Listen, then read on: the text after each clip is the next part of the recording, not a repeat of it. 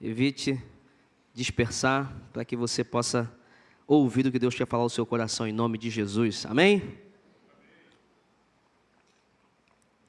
E a palavra de Deus diz o seguinte: todos se dedicavam de coração ao ensino dos apóstolos, à comunhão, ao partir do pão e à oração. Você consegue ler junto comigo? Amém? Vamos ler juntos? Tem texto ali? Não, né? Você abriu aí? Consegue ler comigo? Vamos lá. 1, 2, 3 e já. Ó. Todos se dedicavam de coração ao ensino dos apóstolos, à comunhão, ao partir do pão e à oração. Não escutei você. Vamos ler junto comigo? Em voz alta aí, vamos? Todos.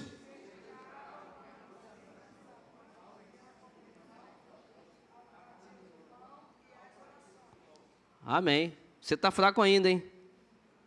Cadê a força da igreja? Lá na imagem ali? A versão? Atos 2, 43. 42, desculpa, perdão, 42. Eu que falei errado. Vamos lá. Então vamos lá, 1, 2, 3 e... Eles se dedicavam ao ensino dos apóstolos e à comunhão, a partir do pão e as orações. Amém. Agora sim, eu que estava errado. Irmãos, esse é um versículo muito poderoso. O livro de Atos, ele tem a intenção de mostrar a descida do Espírito Santo, o governo do Espírito Santo, o direcionamento do Espírito Santo sobre a igreja e na igreja, através da igreja. Ele tem também a intenção de relatar os primeiros dias da igreja de Cristo, a realidade do início da igreja de Jesus. E é muito conveniente, é muito oportuno, porque Jesus mesmo, João 14, João 16, ele vai falar, olha, o Espírito Santo virá.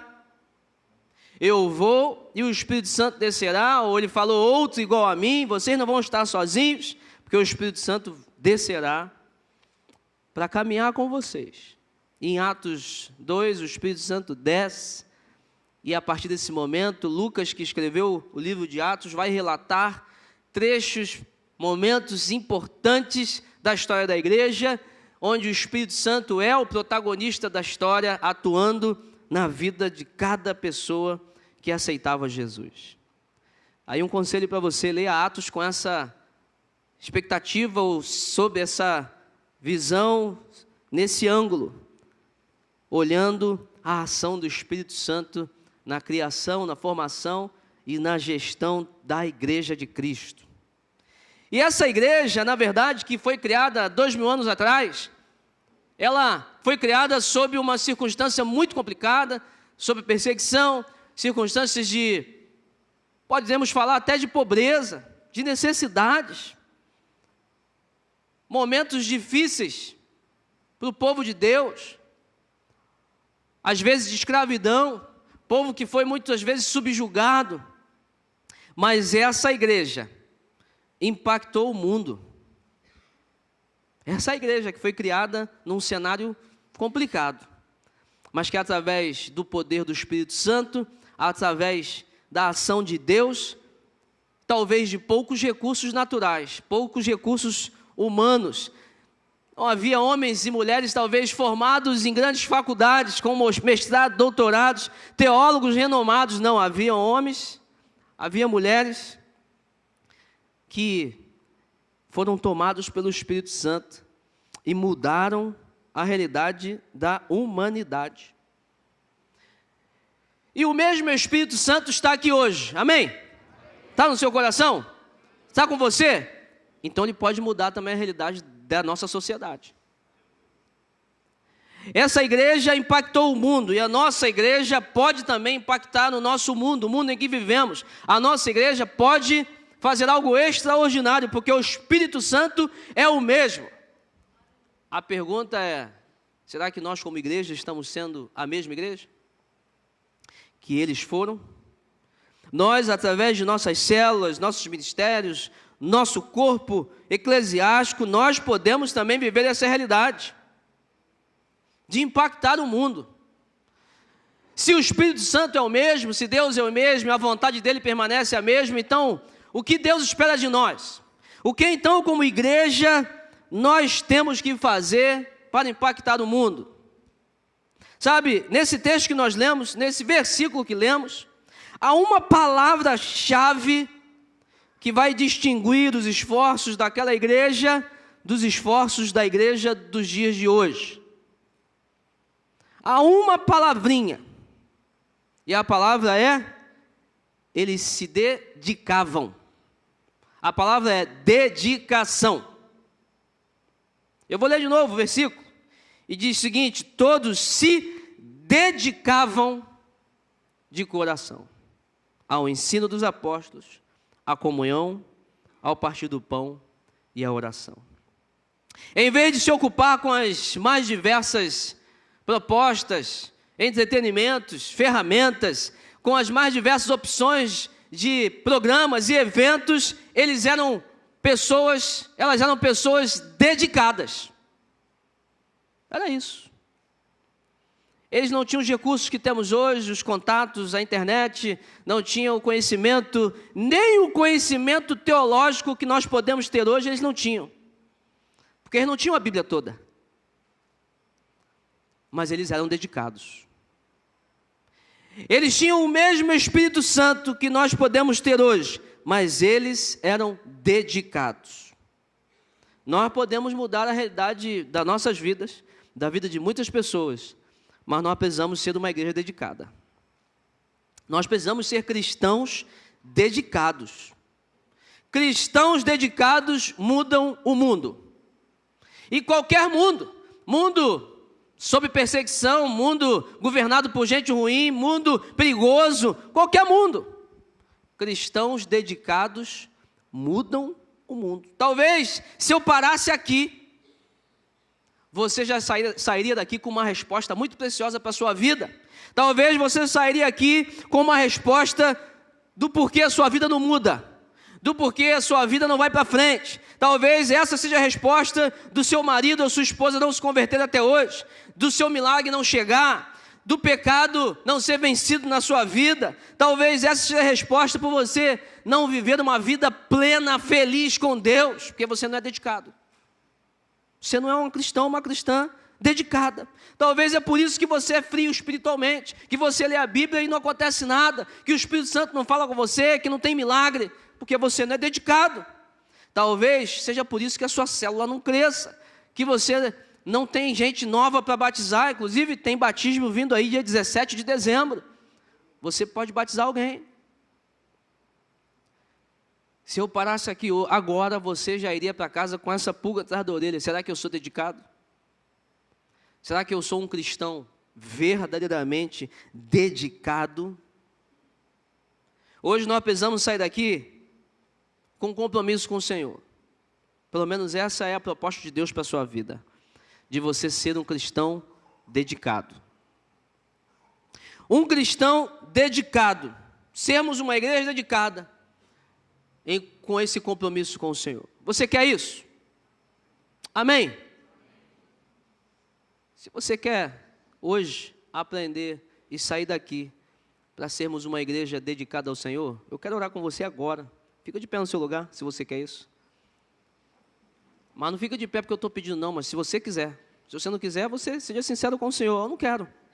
Eu estou aqui só para visitar, só para curtir, só para ver as pessoas. Você tem que ser sincero com você mesmo e com Deus. Mas se você quer sair daqui um cristão dedicado, nós vamos orar agora. Amado Deus, quão tremenda e profunda e poderosa é a Tua palavra. O Senhor, Deus, tem sonhos para a nossa igreja. Mas algumas coisas precisam acontecer, e principalmente a dedicação precisa existir em nossos corações. Por isso nós como igreja pedimos ao Senhor que o Teu Espírito Santo nos ajude a sermos uma igreja dedicada. Cristãos dedicados 24 horas por dia. Que o Senhor nos ensine e nos ajude a isso. Em nome de Jesus. Amém. Você pode se assentar? E em que precisamos ser dedicados então? Você já entendeu que a chave, pelo menos desse versículo, está na dedicação. Não adianta nada tudo que você aprender, não adianta nada tudo que você receber de Deus para fazer, não adianta nada o seu conhecimento teológico se você não for alguém dedicado. Você pode se formar na melhor faculdade, você pode ter o melhor ensino, doutorado, mestrado, pode ter tudo na mão. Se você não se dedicar, você perde, joga tudo fora. Se você não acordar no horário, não trabalhar, não se empenhar, você perde tudo. Eu e você precisamos ser dedicados. Agora em quê? E o restante do versículo vai nos falar. Primeira coisa, primeira característica aqui, primeira coisa que a gente precisa ser dedicado, é o início do versículo aqui, depois dessa introdução que ele fala, eles eram dedicados ao ensino dos apóstolos. A igreja que impacta o mundo é uma igreja dedicada ao ensino dos apóstolos. É uma igreja dedicada à palavra de Deus. Eles se dedicavam a isso, eles se dedicavam a esse ensino. Ora, e que ensino era esse? Já que eles não tinham toda a Bíblia, eles tinham o Velho Testamento, mas eles não tinham todo o Novo Testamento, porque estava sendo, na verdade, vivido para então ser escrito. Eles tinham apenas os apóstolos. E quando eu falo apenas, não é pouca coisa, eles tinham a fonte dos apóstolos, aqueles que conviveram com Jesus, e eles se dedicavam ao ensino desses homens. E o que esses homens pregavam? Eles pregavam arrependimento, pregavam santidade, pregavam renúncia, pregavam mudança de vida, eles pregavam fé no Senhor Jesus. Esses homens pregavam a comunhão entre os irmãos, pregavam proclamação do Evangelho. Era isso que eles pregavam. Eles pregavam que há a possibilidade real de vivermos coisas extraordinárias com Deus, se de fato nos dedicarmos a conhecer a Deus todos os dias. Eles ensinavam os princípios da palavra de Deus, e esses princípios estão todos aqui na Bíblia. Hoje, na verdade, nós não temos mais os apóstolos. Nós não temos mais conosco pessoas que caminharam, sentaram, comeram com Jesus. Nós não temos mais. Nós não temos mais uma pessoa que, olha, eu vi quando Jesus declarou uma coisa e uma pessoa foi curada. Eu vi quando Jesus ressuscitou uma pessoa. Eu estava lá. Nós não temos mais isso. Mas nós temos algo muito maior. Nós temos o Espírito Santo, que é o próprio Deus em nós. Nós temos a palavra. Nós temos todo o relato de Deus, porque a Bíblia é a revelação do Senhor, é Deus falando com a gente. Nós temos tudo isso aqui para que eu e você possamos nos dedicar a esse ensino. Portanto, uma igreja que impacta o mundo é aquela dedicada a esse ensino dos apóstolos, a Bíblia. É uma igreja santa. E aí, palavra santidade talvez para você já tenha perdido o significado. Às vezes as pessoas pensam, olha, eu vou ser uma igreja santa, eu vou ser perfeito. Não. As pessoas às vezes chegam para mim, pastor, não posso me batizar porque eu ainda sou pecador. Eu falo, eu também. Aí, nos encontramos, eu também sou pecador. A diferença é que eu estou num caminho de santidade. Todo dia eu quero renunciar a pecados. Isso aqui eu não quero fazer mais. Quando eu descubro alguma coisa de errado, não, isso aqui eu tenho que parar, porque eu estou buscando santidade. Estou buscando agradar ao Senhor em primeiro lugar. Paulo, em uma de suas cartas, chega para as pessoas e fala assim, ei, procuro eu agradar os homens ou a Deus? Não, eu procuro agradar a Deus. Então, se isso não agrada a Deus, eu não faço mais. O problema é que talvez você já não esteja se dedicando aos ensinos dos apóstolos, a saber o que agrada ou o que não agrada, a entender o que o Espírito Santo quer ou não quer. E aí realmente não tem como buscar santidade sem conhecimento, sem busca, sem aprender sobre o que Deus quer para nossas vidas. Sabe, em uma cultura como a nossa, tão impaciente, nós almejamos experimentar milagres. A gente pede, precisamos pedir mesmo, porque Deus falou para a gente pedir, nós podemos, nós devemos. Mas às vezes a gente quer muitas bênçãos, milagres, que coisas aconteçam, mas a gente não apresenta a devida dedicação ao ensino e ao que Deus nos deixou como ensinamento, que é a palavra. Imagina você com o seu filho, e o seu filho chega para você só para te pedir coisas, sem um relacionamento, sem conhecer a família, sem saber como é a cultura da casa, sem saber o que pode e não pode. É um interesseiro, é seu filho. E às vezes nós estamos assim com Deus, um bando de interesseiros, porque nós não queremos nos dedicar a conhecer a Deus, a conhecer a palavra, o ensinamento, mas nós queremos pedir. Sabe, você já viu filmes, muitos, eu gosto muito de filme, e você já deve ter visto filmes, aqueles filmes que parecem aquelas bruxas, lembra? De conto de fada, aí aquela bruxa está ali, naquele caldeirão, mexendo naquele caldeirão e jogando um montão de coisa esquisita lá, e aquele negócio interessante, e aí tem às vezes um livro que ela pega para fazer lá o feitiço dela. E aí você aprendeu nesses filmes que ela precisa recitar ali exatamente a frase do feitiço, não é verdade? Tem que falar exatamente. Se falar uma palavra errada, não acontece. Se falar uma palavra ao contrário, ali em ordem contrária, não acontece, porque tem que ser exatamente a frase, a palavra do feitiço. Isso aí você deve ter visto já muito quando criança. Pois é, eu não estou falando que a palavra de Deus é como uma magia, é como um feitiço, longe disso. Mas esse entendimento, essa realidade precisa chamar a sua atenção de que se você não tratar das Escrituras como algo sagrado, poderoso, que precisa ser lido, recitado, entendido e praticado, não vai dar certo. Não vai dar certo. Você vai ficar patinando, não vai sair do lugar, vai ficar rodando, vai ficar correndo atrás do vento. A sua vida não vai para frente. E às vezes o inimigo, ele nos engana, ele nos dá coisas. Ele deixa de perturbar a gente, porque a gente está indo num caminho errado, para a gente pensar que está indo num caminho bom. Mas se você não entender e não começar a viver a seriedade que essa palavra tem, a sua vida não vai dar certo. Eu não estou profetizando nada ruim para você não, é porque é verdade. Jesus mesmo, em João 6,63 diz: somente o Espírito dá vida. A natureza humana não realiza coisa alguma, e as palavras que eu lhes disse são Espírito e vida. Olha isso, gente.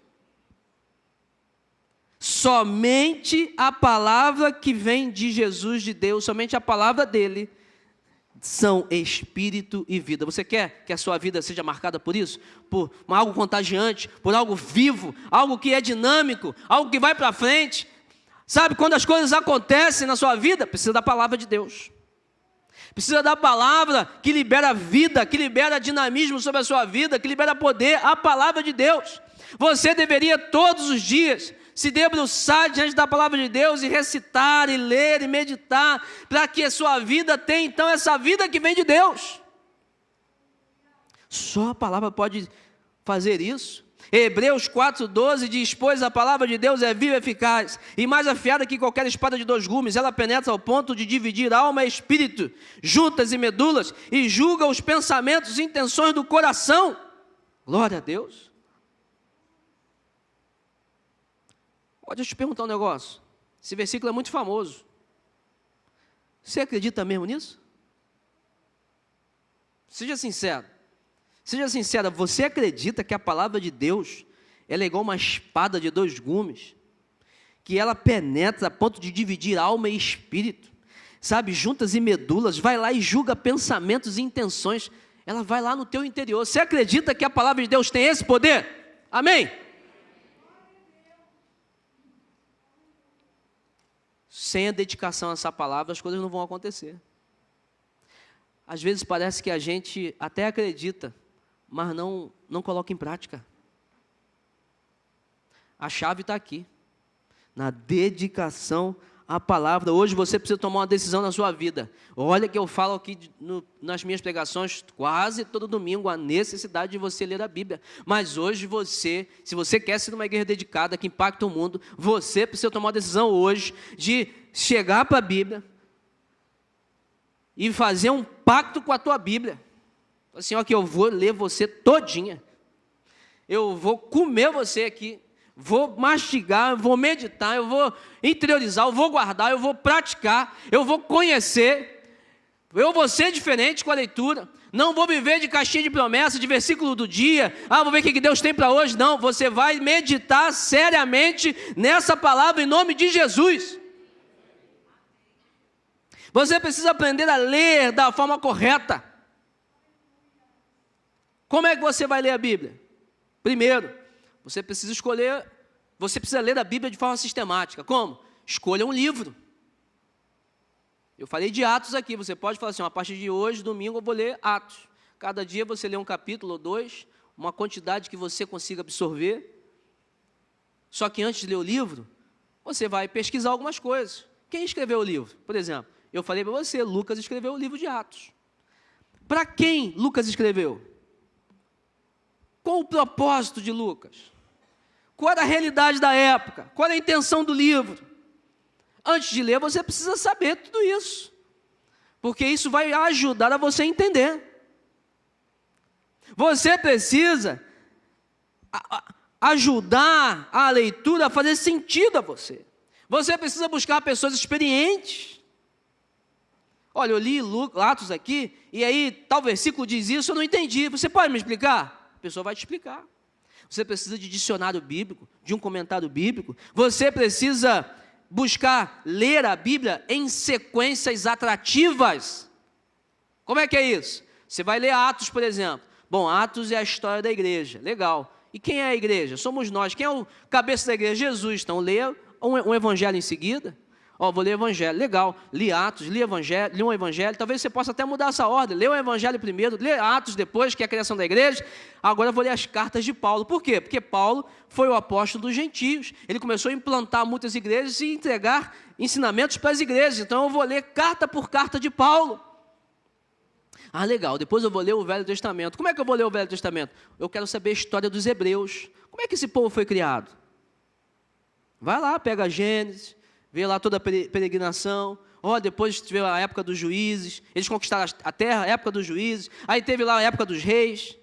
Você vai ler como uma história mesmo, para ser mais interessante, mas com a seriedade que é a palavra de Deus. Você já parou para pensar que, por exemplo, o Velho Testamento, ali tem mais de 1000 anos de história?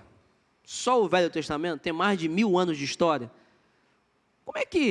Por que Deus separou momentos específicos da história para colocar na Bíblia? Ele poderia ter contado várias outras histórias, mas ele escolheu contar essas histórias. Por quê? Tem um propósito. Tem um objetivo. Porque Deus queria revelar alguma coisa para a gente. Deus queria mostrar alguma coisa para a gente. A igreja primitiva, ela não tinha toda a Bíblia, mas ela tinha o que era necessário para aprender sobre a doutrina dos apóstolos. Essa dedicação e seriedade na leitura e no ensino e no compartilhamento. Irmãos, como é precioso, talvez na sua célula você montar um clube bíblico.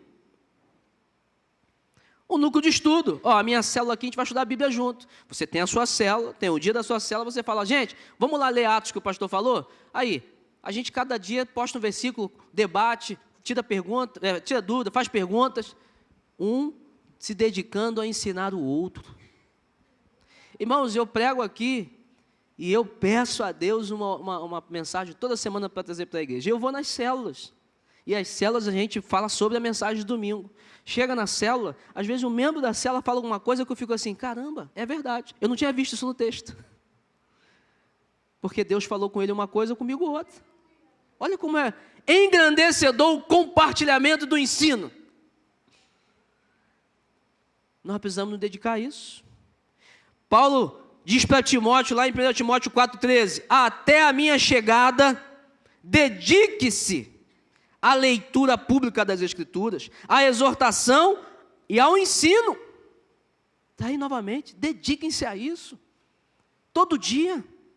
Se dedicar à leitura, aprender esses ensinamentos e viver essa verdade. A verdade que você aprende na palavra de Deus. E tem mais. Ainda tem uma promessa que o próprio Jesus deixa para a gente lá em Apocalipse 1:3. Ele diz: bem-aventurado aquele que lê e bem-aventurados aqueles que ouvem as palavras da profecia e guardam as coisas nelas escritas, pois o tempo está próximo. Você sabe o que é bem-aventurado? É feliz. Você quer ser feliz? Tem uma promessa. Se dedica a ler a palavra de Deus. Dê valor à profecia. Aprenda. Você vai ser feliz. Sabe por quê? Porque o tempo está próximo. Jesus está voltando. Para você ser feliz, você precisa se dedicar à leitura da palavra de Deus. Irmãos, Deus quer fazer algo extraordinário com a gente. Mas você precisa dedicar à palavra do Senhor.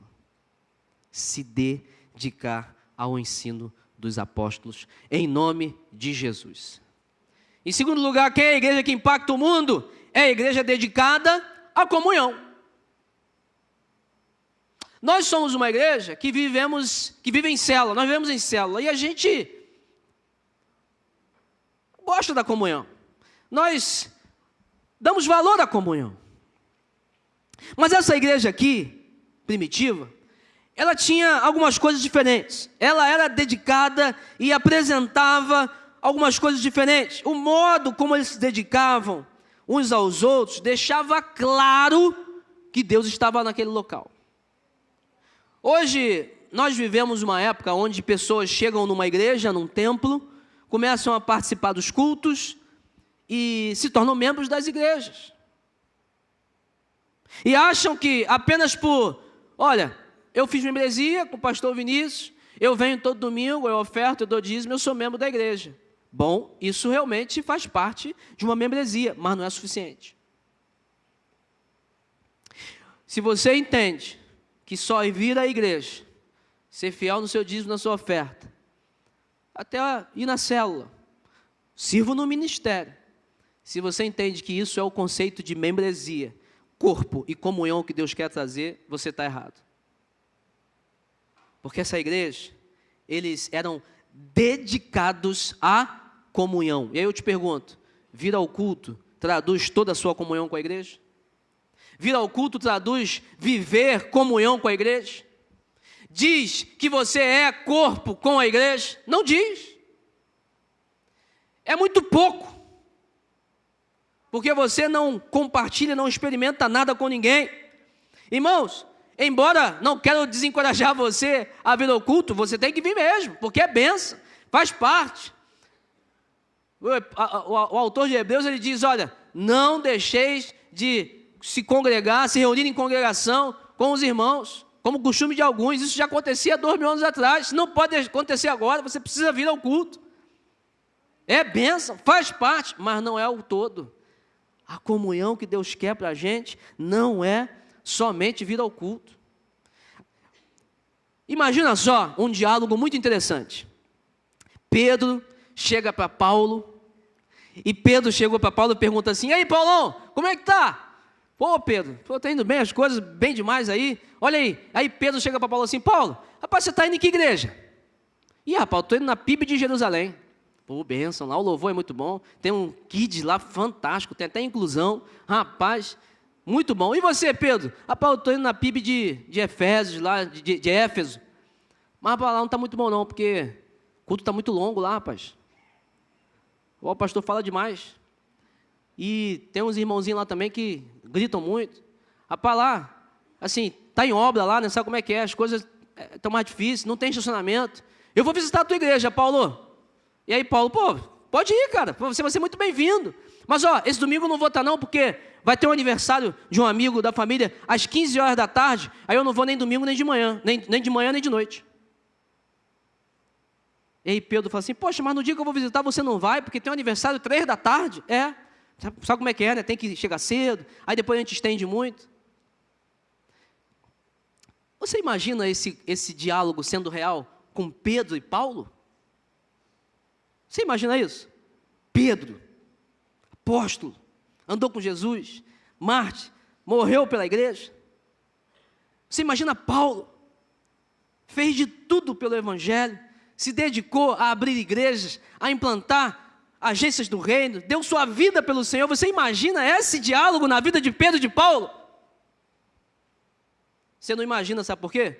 Porque eles eram dedicados à comunhão da igreja, à igreja. Eles eram dedicados ao fortalecimento da igreja, a ser corpo com a igreja. Eles eram dedicados a isso. E por que esse diálogo anda entre a gente? Esse diálogo anda entre a gente.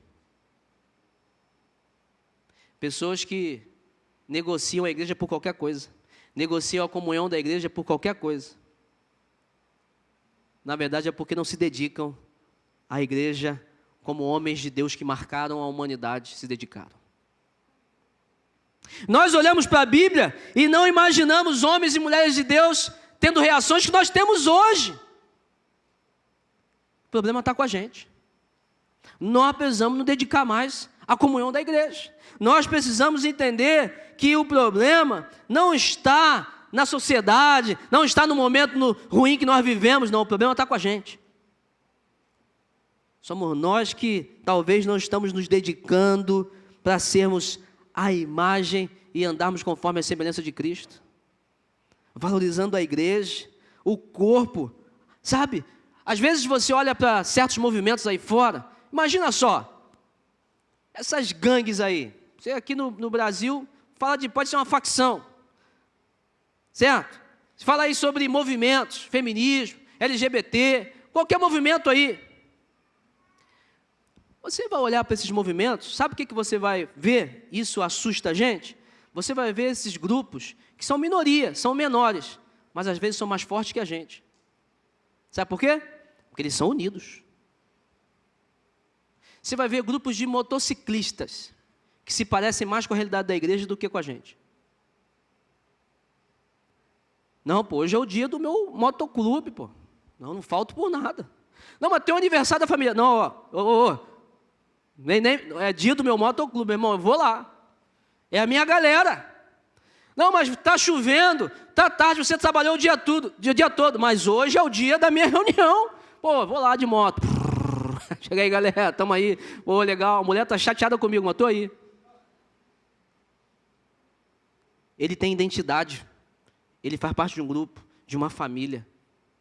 Ele não negocia. Ele vai lá. Gosta da comunhão. Sai para andar. Outro dia eu conversando com uma pessoa que é motociclista também, ele falou assim, não, o meu amigo escolheu um caminho mais longo para poder andar mais de moto. É isso aí, pô. Eles gostam desse negócio. Eles valorizam, são uma família. E talvez a gente, que deveríamos ser assim, nós não estamos sendo. Há grupos aí fora que têm uma comunhão mais intensa do que nós, e nós temos Jesus que nos une de forma profunda e não estamos nos dedicando à comunhão como deveríamos nos dedicar. Grupos unidos, sabe? Leais, com uma identidade, andando com uma família, que um cuida do outro, que um sente falta do outro, que um cobra o outro. Você não veio. Cadê você? Pô, você não estava no culto ontem, rapaz, senti falta você na célula. Aí a pessoa fala assim, ih, já vem outro me cobrar. Não é cobrar não, meu irmão, você é da família. Você tem que ser dedicado à comunhão. Tem que se dedicar a andar junto, a ter identidade, a fazer parte do corpo, a agregar mais pessoas. Fala assim, não, olha, eu quero me dedicar a isso, a andar com pessoas, a atrair pessoas, a mostrar o amor de Jesus para pessoas e amar pessoas, porque eu sou uma igreja dedicada à comunhão. Infelizmente, nós não estamos vivendo, às vezes, nem metade daquilo que Deus espera de nós como igreja. E aí, novamente, sem dedicação à comunhão, nossa vida não vai para frente. Sabe por quê? O próprio relato de Atos 2 vai falar o seguinte, todos os que criam mantinham-se unidos e tinham tudo em comum, vendendo suas propriedades e bens, distribuíam a cada um conforme a sua necessidade. Todos os dias continuavam a reunir-se no pátio do templo, partiam o pão em suas casas e junto participavam das refeições com alegria e sinceridade de coração, louvando a Deus e tendo a simpatia de todo o povo, e o Senhor lhes acrescentava todos os dias os que iam sendo salvos. Irmão, esse relato aqui é digno de aplauso, de glória a Deus, é digno de, poxa, isso aqui é a imagem do paraíso, é do céu. Eles eram unidos. Ninguém passava necessidade, não faltava nada para ninguém. Tinha alegria, tinha comida, tinha festa. As pessoas se alegravam e elas entravam porque queriam fazer parte daquele grupo. Era tudo perfeito. É a realidade que Deus quer para a igreja. Pessoas dedicadas à comunhão. Paulo, 1 Coríntios 1, vai falar o seguinte, 1 Coríntios 1, 10. Irmãos, pelo nome de nosso Senhor Jesus Cristo, peço-lhes que todos estejam de acordo naquilo que falam, e que não haja divisões entre vocês. Pelo contrário, que vocês sejam unidos no mesmo modo de pensar e no mesmo propósito. Pois, meus irmãos, fui informado a respeito de vocês, por alguns membros de casa de Cléo, de que há brigas entre vocês. Irmãos, olha Paulo repreendendo a igreja de Corinto, falando o seguinte, olha, vocês aprenderam com a igreja primitiva, vocês tinham que ser unidos, mas vocês estão errando, vocês estão com brigas, estão com dissensões. Um fala que é mais eu gosto de Apolo, eu gosto de Paulo, não, eu sou da tendência de Jerusalém, não, eu quero ser de Corinto. Nós somos um. Jesus nos une. Nós somos indivíduos que temos desejos, gostos, pensamentos, críticas, sim, mas somos unidos no mesmo propósito. Porque nós entendemos o valor dessa comunhão, sabe? As pessoas, será que elas têm visto em nós? Será que as pessoas que chegam na nossa igreja, que vão nas nossas células, elas veem esse amor mútuo entre nós aí, essa troca entre nós? Um amor abnegado, sem interesse, incondicional. Será que elas têm visto isso na gente? Ou elas têm visto pessoas, talvez, que enquanto nada dá errado, está tudo certo, tem paz. Mas basta alguém pisar no calo um do outro que pronto, aí já começa um tititi, já começa uma exclusão. Isso aí eu não quero mais conversar com essa pessoa. Isso aqui, aquele ambiente já não presta para mim, já não gostei, vou mudar de igreja. Isso não é união, isso não é comunhão. Isso não é o entendimento, esse não é o entendimento que Deus tem para a gente, como igreja, como corpo. Então, tem uma frase que eu gosto muito, que diz que quem ama, serve. Quem serve, se compromete. E quem se compromete, se sacrifica. Se você quer ser parte desta igreja, da igreja dedicada, que impacta o mundo, dedicado à comunhão, você precisa muitas das vezes se sacrificar. Engolir sapo mesmo. Não é pelo bem comum.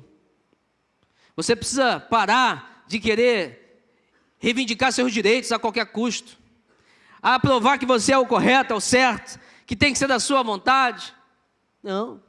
Às vezes a gente, pelo bem de todo mundo, amém, é desse jeito. Vamos unidos. Porque é melhor estar unido do que viver separado, porque uma igreja dedicada à comunhão, ela impacta o mundo em que vive. João deixa um conselho muito importante para nós, ele diz, amados, amemo-nos uns aos outros, pois o amor procede de Deus. Aquele que ama é nascido de Deus e conhece a Deus. Quem não ama não conhece a Deus, porque Deus é amor. Foi assim que Deus manifestou o seu amor entre nós. Enviou o seu Filho unigênito ao mundo, para que pudéssemos viver por meio dele.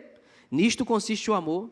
Não que em nós tenhamos amado a Deus, mas em que ele nos amou e enviou o seu Filho como propiciação pelos nossos pecados. Amados, visto que Deus assim nos amou, nós também devemos amar-nos uns aos outros. Ninguém jamais viu a Deus. Se nos amarmos uns aos outros, Deus permanece em nós, e o seu amor está aperfeiçoado em nós. Que texto carinhoso, né, irmãos? Que texto poderoso de João, apóstolo do amor, falando assim, ei, vamos nos amar, vamos nos dedicar um ao outro, vamos fazer com que a outra pessoa vá à frente, vamos fazer com que a outra pessoa seja feliz, vamos viver realmente dedicados à comunhão. Não basta vir ao culto, não basta ser fiel no seu dízimo, ser generoso na sua oferta, não, você precisa de comunhão com a igreja.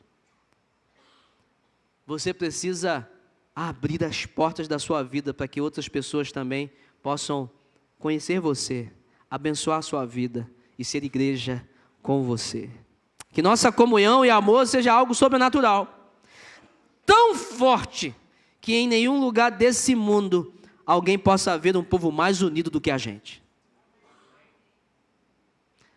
Os grupos de motociclistas aí, esses movimentos todos vão falar assim, rapaz, a igreja lá estão dando banho na gente. Olha só como é que eles são unidos. Rapaz, os caras são unidos de verdade. Vai mexer com um crente só. Mas sabe o que acontece? Eu tive a oportunidade de conviver com muitas pessoas, por exemplo, muçulmanas. Você tem coragem de falar mal do Deus deles? Tem coragem? Você respeita, né? A gente respeita. Mas as pessoas falam da gente aí à torta e à direita, criticam a gente, falam mal da igreja, zombam a gente. Você não faz nada. Eu não faço nada. É claro que nós vamos fazer igual o zumbi bomba, né, gente? Mas quando as pessoas verem um povo unido, elas vão parar de falar mal da gente. Elas vão perseguir a gente, que isso é bíblico. Mas chegar na nossa frente assim, começar a falar mal da gente, vai ser mais difícil. Porque a gente unido, uma comunhão forte, um cuidando do outro, nós vamos vencer o mundo e as portas do inferno não prevalecerão contra a igreja. Em terceiro lugar, quem é a igreja que impacta o mundo? É a igreja dedicada ao partir do pão. Isso aqui, quando eu estudei isso aqui mudou minha vida. Uma igreja dedicada ao partir do pão. Irmãos, Deus estabeleceu a ceia do Senhor para que fosse um ato de intimidade, pelo qual traríamos à memória sua carne e sangue. Correto? Ceia, hoje nós vamos ceiar, memorial. Deus morreu por nós, se sacrificou, sofreu, ressuscitou, e nós precisamos lembrar porque Ele mandou. A intenção de Deus era que de fato comêssemos do pão e bebêssemos do cálice, e não que fizéssemos um mero exercício mental. Essa era a ideia de Jesus. Mas a ceia não tem a ver somente com sermos íntimos de Cristo. A ceia não é apenas o momento onde nós evidenciamos que Cristo morreu por nós, e nós estamos agradecidos a isso, nós lembramos e honramos a Deus. Não. Você vai lembrar que a ceia, a última ceia do Senhor Jesus, essa última ceia foi também o momento onde Jesus lavou os pés dos discípulos. Foi depois desse episódio que ele então ensinou os discípulos a contemplar o seu corpo e falar, esse é o meu sangue. Primeiro Jesus, ele lavou os pés dos discípulos, e ele com uma conversa rápida com Pedro, ele fala assim, não, se você não deixar eu lavar os seus pés, você não tem parte comigo. E aí Pedro fala, então lava tudo, né? Aí Jesus, não precisa, só os pés. Quando a gente medita sobre a cruz, sobre a ideia da cruz, nós logo, rapidamente, é lógico isso, a gente pensa num Deus que se entregou, num Deus que se sacrificou, num Deus que sofreu, num Deus que se doou por amor a nós. Só que Ele, na verdade, ensinou que esse conceito da cruz era muito mais abrangente, só do que o Deus, e quando eu digo mais uma vez só, não é que foi pequeno, mas não é somente Deus se entregando por nós, é Ele ensinando à igreja que nós devemos nos entregar também por outras pessoas. Nós precisamos nos sacrificar por outras pessoas. A ceia do Senhor expressa o entendimento desse amor, um amor sacrificial a ponto de se entregar por outras pessoas, a ponto de lavar os pés uns dos outros, a ponto de dizer o seguinte, ei, eu tenho parte contigo. Eu quero compartilhar esse momento com você. Embora Jesus tenha nos instruído a exercer esse amor, isso pode parecer impossível para a maioria dos frequentadores da igreja. Agora imagina só, você sentado à mesa com Pedro, você sentado à mesa com Paulo, com João, com Áquila e Priscila, sentado à mesa com Timóteo, sentado à mesa com aqueles homens e mulheres que sofreram, que foram perseguidos, que foram chicoteados, maltratados, sentado à mesa com aqueles homens que estavam totalmente dedicados a entregar suas vidas a Jesus. Certa vez, parado e falado assim, Paulo, não vai para Jerusalém que vou lá, você vai ser preso? E Paulo fala assim, eu estou disposto não só a ser preso, mas a morrer por Jesus. Imagina você sentado à mesa com esse homem. E aí você olha para o lado, e aí Paulo, tudo bem? Paulo, lembro que você foi chicoteado algumas vezes aí, né? Rapaz, o negócio foi feio. Eu lembro que você foi apedrejado. Fui mesmo, Imagina você convivendo com esses homens. É impossível pensar que você não se sensibilizaria e não seria comovido, não seria empolgado a pelo menos valorizar esse sacrifício. A pelo menos falar assim, Paulo, poxa, muito obrigado, você é um homem que me inspira. Você me envergonha. Você, Paulo, caramba, olha que coisa, hein? Tem um episódio na vida de Paulo que ele é apedrejado, jogado na beira da cidade, dado como morto. Ele levanta, as pessoas vão lá, o ajudam, ele volta para a cidade para pregar o evangelho. É muito amor pelas pessoas. Imagina você sentado com essas pessoas e conversando. Sabe qual é o problema? É que hoje nós fazemos parte da igreja, nós compartilhamos o pão, mas nós não compartilhamos mais o sacrifício para levar o evangelho, custe o que custar. Irmãos, essa é a verdade da igreja hoje, infelizmente. Qual é a cicatriz que você tem por causa do evangelho? O que você perdeu por causa do evangelho? O que você sofreu por causa do evangelho? E é claro que o evangelho não é um chamado ao sofrimento. É um chamado à vitória. Mas ele tem sofrimento junto. Tem renúncia.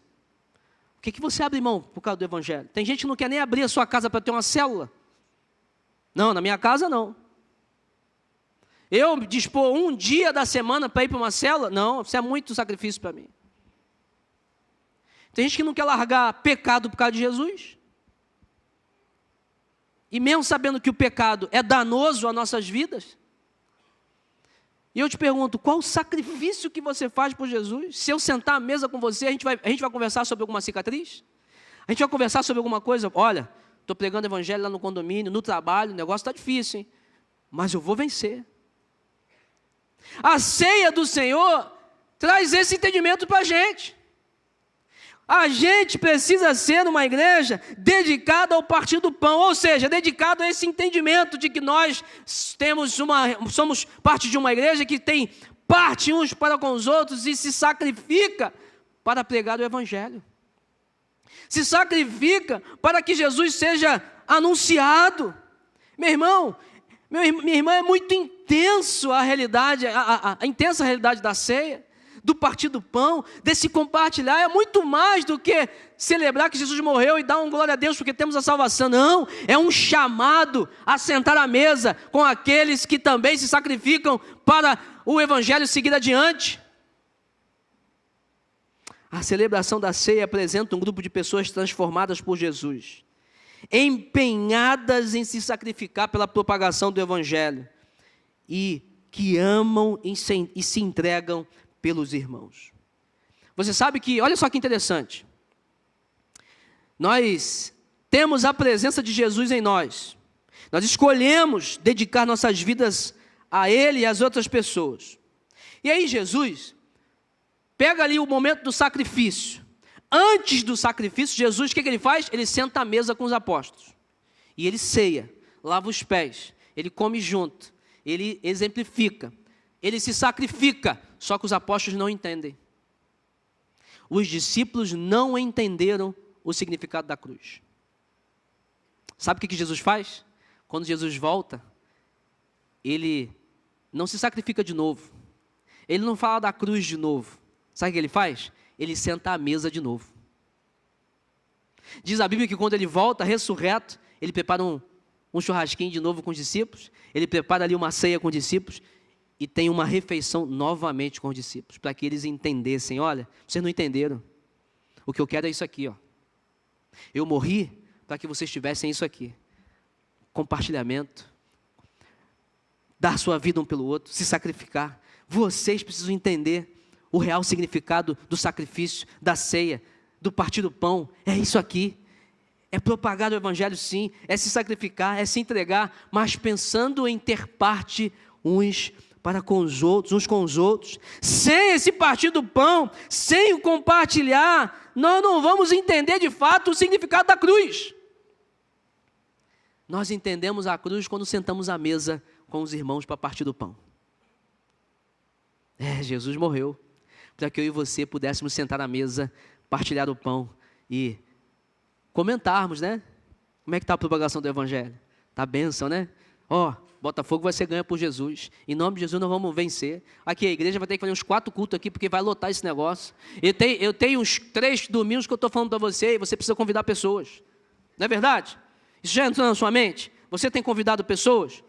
Pastor, convidei uma, convida 30. Convido mais 50. Todo dia manda um recado para umas 10. Convide pessoas. Se arrisque por causa do evangelho. Tenha cicatrizes por causa do evangelho. Ou escolha viver uma vida, me desculpe, medíocre com o Senhor. Eu quero sentar lá no céu junto com Paulo, e Paulo me contar as histórias, mas eu quero também contar as histórias para ele. Paulo, tu não sabe, rapaz, naquela época da Zona Sul lá, o negócio também estava difícil. Rapaz, tinha um grupo lá assim que a gente pregava o evangelho e o povo não ia para a igreja e a gente tinha que orar e tal assim, e a gente fez jejum e teve transformação e não sei o que lá. E Paulo, é mesmo? Eu quero um negócio desse. Eu quero ter história para contar. Porque eu quero realmente ser uma igreja dedicada ao partir do pão, ao entendimento de que Jesus se sacrificou para que eu e você entendêssemos que a nossa vida precisa ser uma vida de investimento na propagação do evangelho, porque temos parte um com o outro, e esse reino vai crescer. Em último lugar, quem é a igreja que impacta o mundo? É uma igreja dedicada à oração. A igreja que cumpre sua missão sem oração diária é oração diária e engajada, não passa de uma igreja irrelevante cuja missão é insuficiente. Deixa eu ler essa frase de novo para você. A igreja que cumpre a sua missão sem oração diária e engajada não passa de uma igreja irrelevante cuja missão é insuficiente. Sem uma oração diária e engajada, a sua missão como cristão é insuficiente. Talvez você poderia até escolher fazer outra coisa. Porque o que você está fazendo sem orar diariamente, de forma profunda e intensa, não está adiantando nada. As lutas e barreiras, objetivos que nós queremos alcançar, precisam de nosso engajamento com oração. Diário, profundo. Como Jesus que orava para tudo. Como Jesus que se dedicou à oração. Como Jesus que nos ensinou o valor dessa ferramenta poderosa, a oração. Em Atos 4, quando tem um grupo reunido numa casa orando, acaba aquela oração e há um terremoto ali, o chão estremece. Vai ler lá, Atos 4, eles estão orando, eles acabam de orar, o chão estremece. Irmãos, algo sobrenatural. Eu não quero que o teu condomínio lá tenha um terremoto não, mas imagina você orar e algo sobrenatural acontecer. Sabe, você está orando na tua casa, no teu quarto, no lugar de oração, e você fala em nome de Jesus, amém. Você sente aquele vento soprando, e você ouve uma voz, você sente a sensação ali, tem a sensação dos anjos contigo, algo sobrenatural. Você quer viver isso? Seria legal viver isso? Fala a verdade, não seria legal? Pois é, talvez você esteja vivendo um cristianismo cético. Onde você fala assim, não, isso aí é relato bíblico, mas hoje não é assim, nós somos modernos, nós somos mais intelectuais, aí Deus quer falar com a gente no racional. Deixa eu falar, besteira. Deus é o mesmo, Ele quer fazer algo sobrenatural na tua vida. Ele quer que você tenha experiências sobrenaturais. Ele quer que você conheça o sobrenatural, o poder dele. Talvez é você que não está buscando direito. Eu nesse Vida Vitoriosa que eu falei com você, em 2005, eu era assim, um cristão cético. E eu falei para Jesus assim, Jesus, é um encontro com o Senhor, não é? O pessoal está falando aí que é revolucionário, que é isso, que é aquilo, que é tremendo, beleza. Então eu quero ouvir a tua voz audivelmente, eu quero ouvir o Senhor falar comigo. Sabe o que aconteceu? Eu ouvi. Deus falou comigo audivelmente. Em outro Vida Vitoriosa, eu fui falar assim, Deus, gostei desse negócio. Eu já era líder de umas 40 e poucas células lá na sede, e eu estava na dúvida se eu tinha um chamado mesmo. Na verdade, eu tinha certeza do chamado, mas eu estava na dúvida se eu aceitava o chamado pastoral, e eu falei assim, Deus, o Senhor me quer como pastor mesmo? Fala a verdade. O Senhor quer como pastor? Se o Senhor me quiser como pastor, o Senhor vai me falar no Vida Vitoriosa que o Senhor me quer como pastor. E aí o que aconteceu? No Vida Vitoriosa a gente recebe uns crachás. E, não sei porquê, colocaram já no meu crachá, não tinha sido consagrado ainda, colocaram pastor Vinícius. Na hora que eu fiz essa oração, no início do Vida, o Espírito Santo falou comigo assim, ó, olha para o teu crachá. Eu olhei e estava lá, pastor Vinícius, eu falei, já entendi, Deus. Você tem experiências assim com o Senhor? Agora eu poderia ficar aqui com você contando várias. Que não adianta você contar, não quando eu tinha 10 anos. Não, há 5 anos atrás, Deus falou comigo, não, meu irmão, o Espírito Santo está com você aí a todo tempo. Você tem que ter experiências assim com Ele todo dia. Todo dia. Você tinha que contar experiências com o Senhor todo dia. Porque você é uma pessoa dedicada à oração. Dedicada à conversa, a bate-papo com o Senhor. Tem irmão aí, tem irmã que fala pra caramba. Por que não fala com o Espírito Santo? Mas deixa ele falar também. Não adianta você chegar para orar, entregar tudo que você quer. Valeu, Espírito Santo, tchau, tchau. Ele não falou contigo, pô. Ele estava lá só anotando. Ah, é isso aí. Perdão, beleza, novo emprego, saúde. Não, isso aí você precisa mesmo. É isso aí, família, teu filho está assim mesmo. Beleza, tudo bem, é isso aí, vamos lá. Legal. Aí quando você, agora é minha vez de falar. Tchau, Espírito Santo, já anotou tudo aí, né? Ele não falou com você. Não existe oração monólogo, oração é diálogo. Tem que ter tempo de meditação, tempo de escuta. Senhor, fala comigo agora. Quero ouvir a sua voz. Irmão, nós precisamos ser uma igreja dedicada a isso, à oração. Individualmente, com os irmãos, na célula, nos cultos, em grandes campanhas. A igreja precisa ser marcada por isso. E está vindo aí um projeto. Nós vamos lançar agora, primeiro fim de semana de dezembro. Nós vamos fazer 48 horas de oração sem cessar aqui na igreja. Nós vamos fazer 48 horas agora, 48 horas do outro mês. Depois nós vamos partir para uma semana. Depende de você. Se você aguentar, a gente fica aí um mês. E talvez a gente não pare nunca mais de orar. Essa é a minha ideia.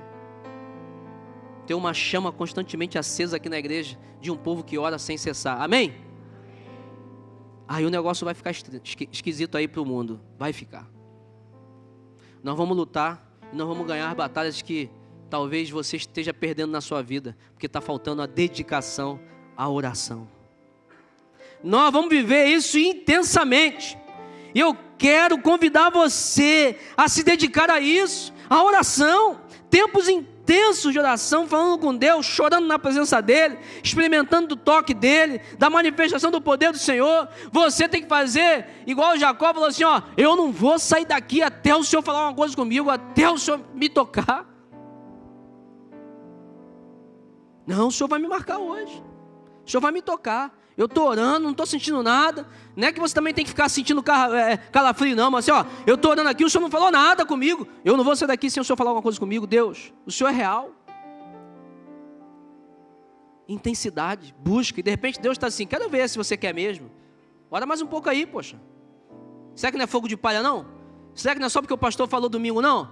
Eu quero ver a tua intensidade. Porque eu tenho aqui, ó, um mundo de poder para derramar sobre a tua vida. Mas você tem que me mostrar que quer. Jesus em João 7,37 diz, se quem tem sede, vem a mim e beba. Deus quer ver se você tem sede. Tem sede mesmo? Então se dedica à oração, se dedica à busca, se dedica a buscar experiências com o Senhor. Deus ordena que a igreja se dedique à sua palavra, à comunhão, ao partir do pão e às orações. Por quê? Porque Ele quer se revelar. Deus quer se revelar. Pense em alguém que está doido para mostrar quem é. É Deus. Ele está apaixonado para mostrar o seu poder. É Ele quer. Deus quer se revelar. E por isso, Ele, que é infinitamente maior do que a gente pode imaginar, que tem para nos dar muito mais do que a gente pode pedir e pensar. Ele quer fazer, porque Ele nos ama, mas Ele só vai fazer para uma igreja dedicada ao ensino dos apóstolos, à comunhão, ao partir do pão e à oração. Deus nos providenciou um mapa para encontrá-lo, e esse é o mapa. Se Ele não se manifesta na sua vida, talvez porque você não é uma pessoa dedicada a esses 4 princípios. Uma igreja que se reúne e vive sem dedicação nessas 4 áreas, não se reúne com o foco correto, não se reúne para conhecer a Deus. Infelizmente, talvez você esteja nessa realidade hoje. E eu quero terminar te contando uma história. Imagine que eu contratei a melhor casa de festa da Zona Sul, e olha que é caro, né? Para o aniversário da minha filha. Aquela casa de festa, minha filha tem 6 anos, vai fazer 7. Em abril agora, do ano que vem. Imagina que eu contratei a melhor casa de festa da Zona Sul. Aqueles brinquedos espetaculares. Só coisa legal, comida 100%, sabe? Casa grande, tudo perfeito. E aí eu chamei todas as crianças da escolinha dela, da igreja, chamei ali os adolescentes, os pais vão. E aí, eu chego para ela no meio da festa, aquela criançada brincando. Você sabe que criança, minha filha é assim, né? Ela vai para uma festa de criança, ela brinca, não quer saber nem de comida. Chega em casa e fala, pai, estou com fome. Fala, minha filha. Agora eu faço o contrário, eu chego na festa, tu vai comer primeiro, come aí, depois brinca. Aí imagina que eu chego com a minha filha, abraço ela, falo, filha, aí, olha aí a criançada brincando, se divertindo. Olha aí, elas vieram por causa de você. Vocês acham que essa frase é verdadeira? Que as crianças realmente foram na festa por causa da minha filha? Elas não foram por causa da minha filha. Elas foram por causa da casa de festa. Que a criança nem tem noção, né? Poxa, é aniversário, vamos lá prestigiar. Ela não tem. Ela é imatura. Ela não sabe, né? Ali, a minha filha às vezes vai numa festa, chega, a gente fala, dá parabéns para o aniversariante. Ela não quer nem saber do aniversariante, ela quer brincar. Criança. É inocente, não é maldoso, né? Ela está ali deslumbrada quanto brinquedo. Às vezes, se ela tivesse um entendimento, que se eu falasse essa frase, ó, as crianças vieram por causa de você, a minha filha poderia se sentir insultada. Ela ia falar assim, não, pai, elas estão brincando aí, nem ligam para mim. Elas nem me perguntaram o que eu gosto. Elas nem me perguntaram se eu estou feliz. Elas nem me perguntaram se o dia tem sido bom. Elas nem me perguntaram se essa casa eu gostei que foi alugada. Elas não quiseram saber nada de mim, pai. Elas estão aí para brincadeira. Sabe, infelizmente, a triste realidade é que muitos de nós estamos vindo para a igreja assim. E às vezes a gente pergunta para Deus assim, e aí Deus, está feliz com o culto? Olha aí quanta gente. Olha quanta gente na igreja, Deus. E o perigo é Deus se sentir insultado. Porque Ele vai falar assim, Vinícius, pena que eles não vieram por mim. Pena que eles não vieram por causa de mim. Eles vieram porque a igreja é legal. Que tem um som bom. Porque tem um kids legal. Eles vieram porque o clima é gostoso. Eles vieram porque eles precisam de bênçãos. Eles vieram até por medo. Eles vieram porque não tinha nada para fazer. Mas eles não vieram apaixonados e dedicados por mim. E infelizmente, Essa é a triste realidade de muitos dos que frequentam a igreja. Alguém que vem à igreja é membro, mas na verdade não vem por causa de Deus. Porque basta o ar-condicionado parar de funcionar. Já não vou na igreja porque é muito calor. Basta o kit já não foi legal hoje, minha filha não gostou, então eu vou procurar outra igreja. Basta... eu vi que estava meio sujo o chão, né? Olha, o culto demorou muito. Olha, quer saber? Algumas coisas ali não estão me agradando. É porque você pensa no culto igual ao mercado. Hoje não estava bom os preços, não estava na promoção, eu não consumi bem, então não vou voltar. Mas quando você pensar na igreja como um ajuntamento de que a coisa mais importante é vir porque Deus está aqui, as coisas vão mudar. Uma igreja dedicada que vem porque quer celebrar o Senhor, não importa o que acontecer, não importa se o louvor, alguém desafinar ou não, se a luz não acender na hora, se o vídeo não passar, não importa. Que isso tem que acontecer, a gente quer que seja perfeito mesmo, porque é para Deus. Mas você vem com o coração de adorar o Senhor. Uma igreja que entendeu que precisa ser dedicada. A Bíblia, a comunhão, ao partir do pão e a oração. E eu te pergunto, nós estamos diante de Deus hoje. Você quer ser essa igreja? Você quer ser essa igreja dedicada ao Senhor? Hoje eu quero convidar você a tomar essa atitude, se tornar, junto comigo, uma igreja dedicada ao Senhor. Uma igreja santa, que estuda e vive a palavra de Deus. Uma igreja que tem a verdadeira comunhão, uma família inseparável, com uma identidade clara e mesmo modo de pensar. Pessoas que partem o pão com umas das outras, mostrando que tem parte com Jesus e com uma com as outras, que carregam cicatrizes de um verdadeiro compartilhamento do Evangelho. E uma igreja poderosa, porque é dedicada à oração. Eu quero fazer um convite a você. Você quer isso de verdade? Sem algo emocional, mas você precisa tomar um passo de fé. Você precisa tomar um passo de fé. Eu estou falando para você que é crente, você que é da igreja. Se você quer hoje, se você foi tocado por Deus e você quer ser uma igreja dedicada ao Senhor, eu quero convidar você a sair do seu lugar agora e vir aqui ao altar. O povo de Deus tinha um comportamento de ir ao altar e entregar a sua vida, entregar o seu sacrifício, entregar a sua oferta. E eu quero simbolizar isso aqui. Você quer ser essa igreja dedicada ao Senhor? Sendo uma igreja dedicada ao Senhor, sai do seu lugar, vem ao altar. Fala assim: Deus, eu estou vindo ao altar aqui, eu quero dedicar minha vida, eu quero ser dedicado, eu quero ser um cristão verdadeiro. Talvez você não vá conseguir chegar ao altar, mas você vai sair do seu lugar, vai até o máximo. Sai do seu lugar e fala assim: Deus, eu quero me dedicar mais, eu quero realmente ser reconhecido por alguém dedicado. Eu quero ser dedicado ao partir do pão. Eu quero ter cicatrizes, sacrifícios para propagar o Evangelho. Eu quero ser dedicado à comunhão. Olha, eu sou igreja, eu sou corpo. Nada vai me separar da comunhão do Senhor com o corpo de Cristo. Eu quero ser dedicado à oração. Eu vou ser um homem, uma mulher de oração. As coisas vão acontecer na minha vida porque eu vou orar e o sobrenatural vai acontecer. Eu quero ser dedicado aos ensinos dos apóstolos. Olha, eu quero aprender.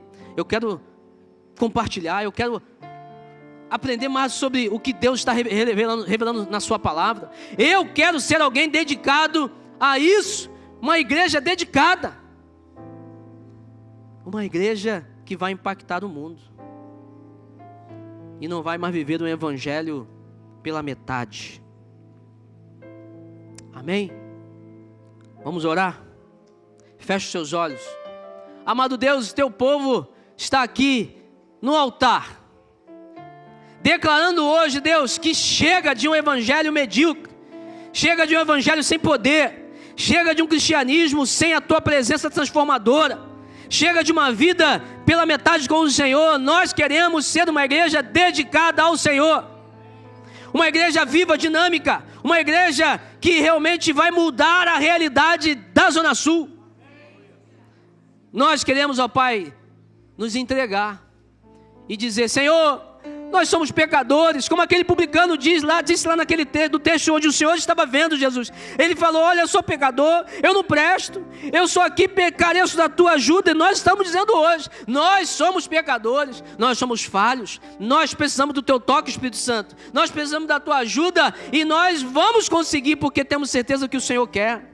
Por isso, Deus já age de forma sobrenatural na vida de nossos irmãos aqui agora, na vida da igreja, vai confirmando no coração deles chamados, vai evidenciando dons. Deus vai abrindo a mente, vai mostrando para eles pessoas que eles precisam falar do Senhor, pessoas que precisam levar o Evangelho, vai mostrando a eles, ó Deus, convicções que eles precisam tomar, mudanças, pecados que precisam largar, vai mostrando para eles, ó Deus, algo que o Senhor espera da vida deles. Atitude, posicionamentos, ó Deus, compromisso, vai tirando todo o ceticismo, vai tirando as crenças erradas, Senhor, vai tirando, quebrando barreiras, Pai, vai dando a eles o teu poder, manifestação sobrenatural, Pai, em nome de Jesus. Amado Deus, faz, ó Pai, de nossa igreja uma igreja relevante nesse local. Que a marca da nossa igreja, Pai, seja uma igreja acolhedora e dedicada, Deus, ao Senhor.